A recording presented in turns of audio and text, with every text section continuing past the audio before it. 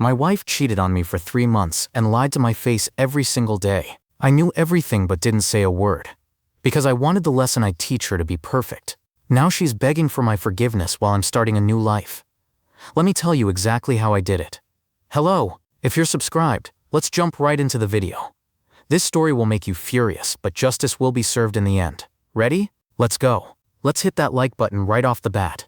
I absolutely love reading your amazing comments. I'm Daniel, 34 years old, working as a financial analyst. I've always been the reliable type. Steady job, steady income, steady personality. Maybe too steady, as I'd later learn. My wife Rachel is 31, works in marketing for a fashion brand. She's outgoing, social, and has always been the more adventurous one in our relationship. We've been together for 6 years, married for 3. The third character in this story is Marcus, Rachel's ex-boyfriend from college. They dated for 2 years before she met me. Tall, charming, works in real estate. The kind of guy who never seems to age and always looks like he stepped out of a magazine. I thought Marcus was ancient history. I was wrong. For 3 years Rachel and I had what I considered a solid marriage. We had our routines, our shared goals, our comfortable life together. Sure, we'd had some rough patches lately. I'd been working longer hours due to some major client acquisitions. Rachel had been complaining that I wasn't spontaneous enough, that our relationship had become predictable. Daniel, when's the last time you surprised me, she'd ask. I brought you flowers last Tuesday, I'd respond. That's not a surprise, you bring flowers every Tuesday. She had a point, but I thought consistency was good. I thought reliability was what marriages were built on. I was about to learn how wrong I could be. Looking back, the signs were obvious. But when you trust someone completely, you explain away the red flags. Rachel started working late more often. Big campaign launch, she'd say. Her phone became permanently face down on tables. Just trying to be more present, she explained, when I noticed. She started dressing differently, more fashionable, more effort put into her appearance. I want to feel good about myself, she said when I complimented her new style. She became interested in new restaurants, new bars, new places in the city. We should explore more, she'd suggest, though she never seemed that interested when I agreed to go. Most telling was her sudden interest in fitness. Rachel had never been much for gyms, but suddenly she was going to yoga classes 3 times a week. Which studio, I'd ask. Oh, it's this new place downtown. Very exclusive, you probably haven't heard of it. Each explanation made sense individually. Together they painted a picture I wasn't ready to see. The truth came out on a Wednesday in March. I had a client meeting downtown that got canceled last minute.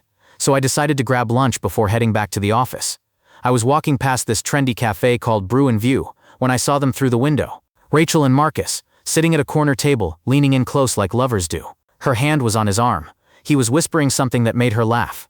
The kind of laugh she used to reserve for me. I stood on the sidewalk, frozen. People walked around me while I watched my wife having what was clearly an intimate conversation with her ex-boyfriend. They weren't just talking. The body language, the proximity, the way she kept touching her hair. This was a date. A romantic, secret date. I watched for about 10 minutes. I saw him pay the check, which stung. She always insisted on splitting bills with me lately. I saw him walk her to her car. I saw him kiss her cheek goodbye, lingering longer than appropriate.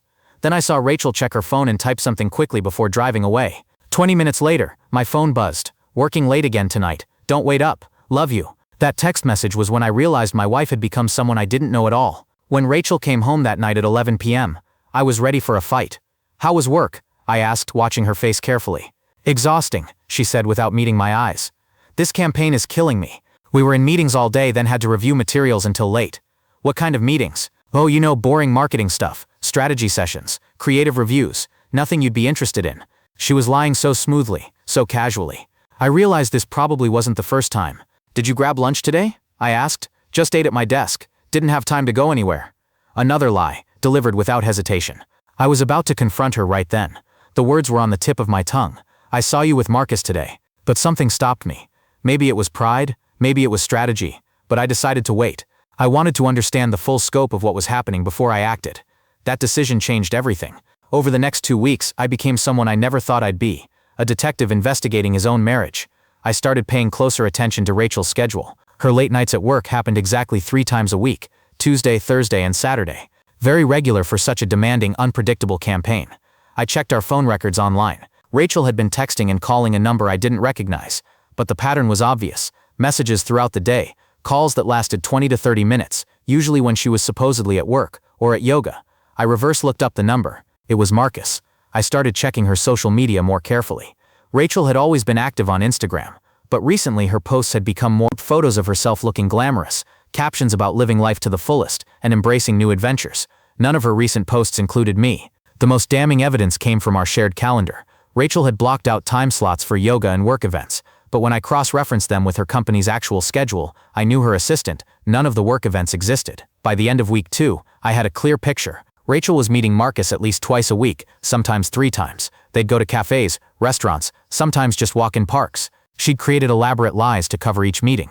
The yoga classes were actually long lunches with Marcus. The work events were dinner dates.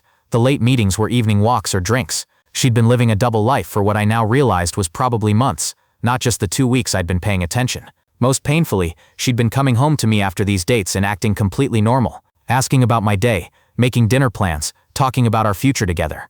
The betrayal wasn't just the cheating, it was the ease with which she lied to my face every single day. Here's what I learned about myself during those 2 weeks.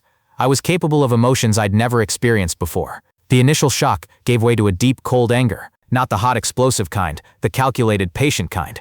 I found myself analyzing every interaction Rachel and I had, looking for clues I'd missed. How long had this been going on? How many lies had I believed?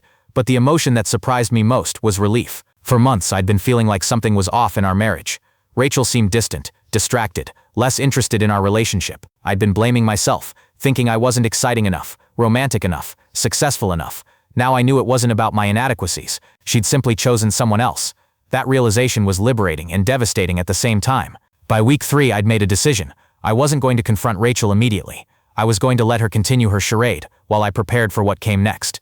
This wasn't about forgiveness or working things out. The trust was completely broken. But I wanted to end this marriage on my terms, not hers. I consulted with a divorce lawyer, quietly, discreetly. I learned about asset protection, custody considerations. We didn't have kids, which simplified things, and how infidelity might affect settlement negotiations. I opened my own bank account and started gradually moving money there. Nothing dramatic that would trigger suspicion, just redirecting my direct deposit and moving small amounts from our joint savings. I gathered evidence methodically, screenshots of phone records, photos of her calendar discrepancies, even a few pictures I took of her and Marcus together. Following them became easier once I knew their pattern. Most importantly, I planned my exit strategy. Where would I live? How would I divide our belongings? What would I need for a clean break? The hardest part was acting normal while knowing everything. Rachel would come home from her dates with Marcus and kiss me hello. We'd have dinner, and she'd tell me about her fake day at work. How was the campaign meeting? I'd ask. Productive, she'd say. We're making real progress. That's great. I'm proud of you. These conversations became surreal. I was essentially helping her maintain her lies while documenting them for later use. Rachel seemed to interpret my calm demeanor as obliviousness. She became more careless, more open about her schedule changes, more confident in her deception. I'm going to have to work this Saturday too, she announced one Thursday. Another campaign crisis? I asked. You know how it is. When you're working on something important, you have to see it through.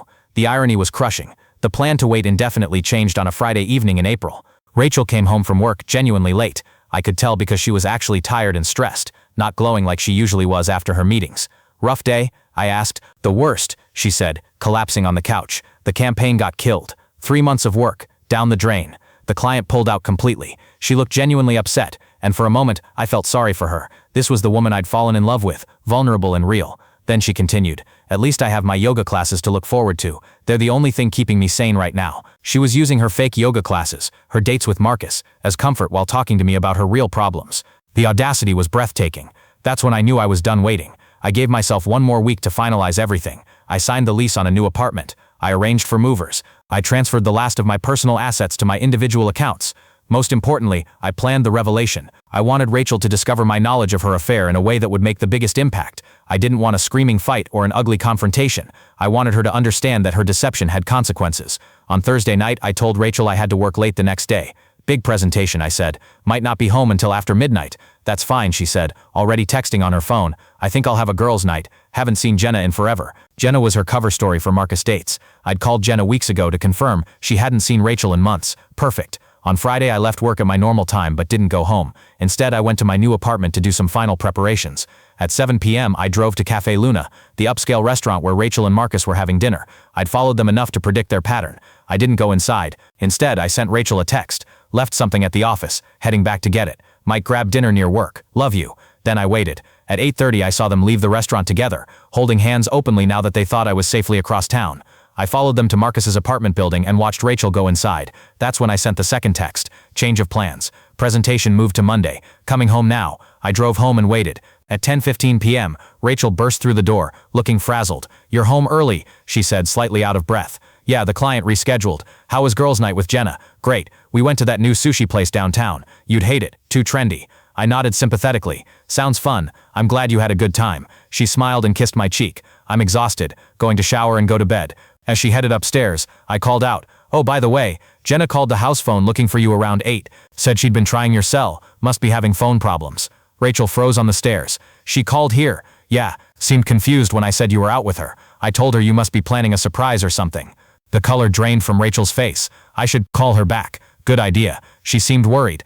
Rachel stood on the stairs for a long moment, realizing her story had just collapsed.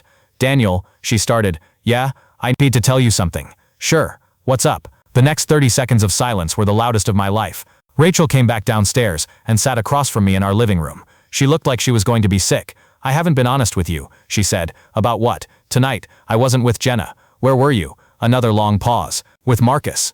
I acted surprised, though not too surprised. "Your ex Marcus? Why were you with him?" "We meeting for coffee sometimes." "How long has this been going on?" "A few months." "A few months?" I let hurt creep into my voice. "Rachel, why didn't you tell me you were in contact with your ex? I knew you'd be upset." "I'm not upset that you were talking to him. I'm upset that you lied about it." "Why would you lie?" She started crying. "Because it became more than just talking." "What does that mean?" "Daniel, I think I made a mistake. I think I still have feelings for him, even though I'd known this was coming for weeks." Hearing her say it out loud was like being punched in the chest. "Are you having an affair?" I asked quietly. She sobbed. "I don't know. Maybe. Yes. I'm so sorry." Here's where my weeks of preparation paid off. Instead of reacting with anger or hurt, I stayed calm. "Thank you for telling me," I said. She looked up, shocked. "What?" "Thank you for being honest. I know that must have been hard." "Daniel, aren't you angry?" "I'm hurt, but I'm glad you told me the truth." She stared at me like I'd grown a second head. What do we do now?" she asked. "I think you need to figure out what you want." I said, "You can't have both of us." "I know. I'm so confused. I love you, but you love him too." She nodded miserably. "Rachel, take the weekend. Think about it. We'll talk on Monday. You're being so understanding. I love you. I want you to be happy, even if that's not with me." She broke down completely, sobbing about how she didn't deserve me, how she'd ruined everything, how sorry she was. I held her while she cried, even though inside I was celebrating. My plan was working perfectly. Rachel spent Saturday and Sunday in complete emotional turmoil. She alternated between apologizing profusely and talking about her confusion. "I never meant for this to happen," she'd say. "I know. Marcus and I just reconnected at Sarah's wedding, and it felt like old times." "I understand, but you're my husband. We have a life together." "We do. I don't know how to choose. Take your time." My calm understanding was clearly unsettling her. She seemed to expect anger, demands, ultimatums.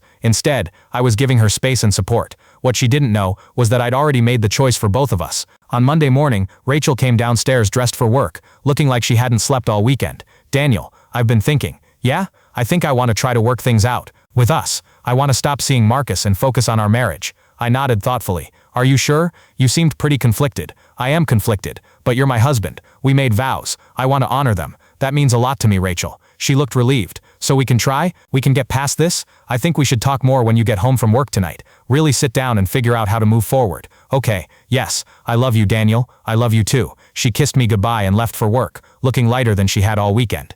That's when I started loading my belongings into the moving truck I'd parked around the corner. By 3 p.m., I had moved everything out of the house. On the kitchen table, I left an envelope with a letter. "Rachel, thank you for finally telling me the truth about Marcus. However, I should be honest too. I've known about your affair for over a month. I saw you together at Bruin View in March and decided to investigate. I know about your Tuesday, Thursday, and Saturday meetings. I know about the fake yoga classes and fictional work events. I know you've been lying to my face every day for months. I've moved out. My lawyer will contact you about divorce proceedings. I hope you find happiness with Marcus. You've both proven you deserve each other. Best wishes, Daniel. P.S. Your yoga instructor called this morning. I told him you wouldn't be needing his services anymore." Rachel called me 16 times that evening. I didn't answer. The real beauty of my plan revealed itself over the following weeks, when Rachel called Marcus expecting to finally be together. He wasn't interested in a committed relationship. He'd been using her while dating other women.